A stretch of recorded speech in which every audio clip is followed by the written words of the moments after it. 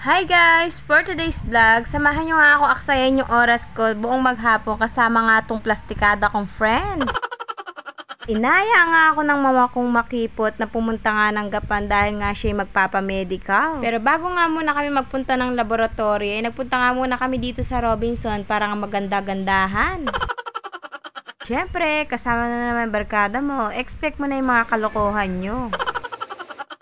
O, itag mo na rin yung tropa mo kaya sakyan yung mga trip mo. At ay na nga, makit na nga kami ng third floor para nga humanap ka sanang makakain. Pero ito nga yung napili nga ni Momwa. Ako kasi yung pinagdi-decide niya kung ano daw ba kakainin namin. Siyempre, hindi naman ako katulad ng tropa mong buraot na kahit ano na lang ituro. To be honest guys, ayoko rin kasi yung ako yung nagdi-decide kung ano yung kakainin namin kahit na nga ba ililibre nga nila ako. At hanggat maaari, ayoko silang gumastos ng gumastos. At kung mayaman nga lang ako na lang malilibre sa kanila eh. At ayun na nga guys, after nga namin bumili nga ng waffle, ay bumaba naman kami sa second floor para bumili naman nga ng buko shake. Sa totoo lang, kaya nga ako pinapakain ni Mama para nga magtae ko. Hulaan nyo nga kung bakit at ang makahula ay bibilan ko nga ng waffle. At habang nakikipagtsikahan nga si Mama sa dati niyang katrabaho, ay nakita ko nga tong laruan na to at naisip-isip ko na sinampala naman ako ng kahirapan. Abay biruin mo, napakaliit nga na laruan, halos ang katumbas ay totoong bisikleta na. And after nga bumaba naman kami sa ground floor para naman bisitahin tong piling Disney Princess namin barkada. At huling-huli nga sa camera na ikot-ikot lang, wala namang ginagawa. At nung mabusog na nga kami, dumiretso na nga kami sa laboratory para mag-start na nga ng mga test. At habang inaantay nga namin yung result, nagpunta naman kami sa Walter Mart para nga mag-ikot-ikot. At dito nga kami napunta sa Mr. DIY. At nakita ko nga tong plato na to. Ito sana una kong bibilin, kaso nga lang medyo pricey. Kaya naman nauwi nga ako dito sa tig 53 pesos. Kung alam ko lang si Mama yung magbabayad nito, sana hindi ko na binalik yung una.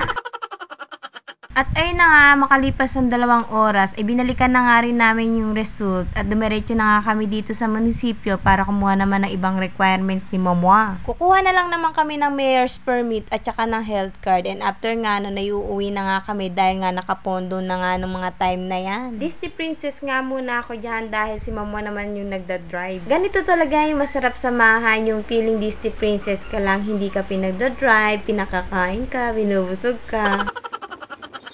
So, ano pa yung mga kulang na requirements mo, Mama? Tell me, sasamahan kita.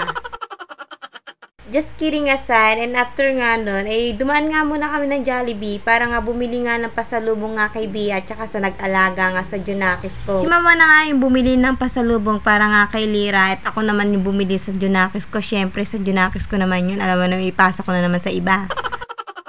At ayun na nga, kumain na nga rin muna kami dito dahil hindi pa nga kami nagla-lunch ng mga time na yan. At syempre, libre na naman nga ito, oo.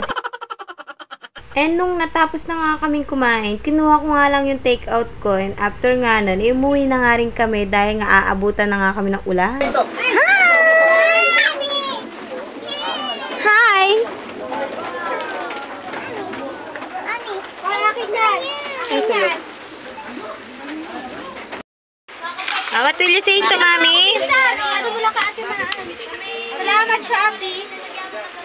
Shopee ba si Ate Man? Thank you, Ma'am. Titikim na lang ko.